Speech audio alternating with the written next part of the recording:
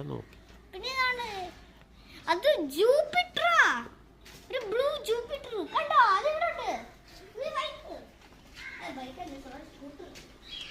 So ഇത് TVS കിട്ടിയതാണെന്ന് എനിക്കറിയാം.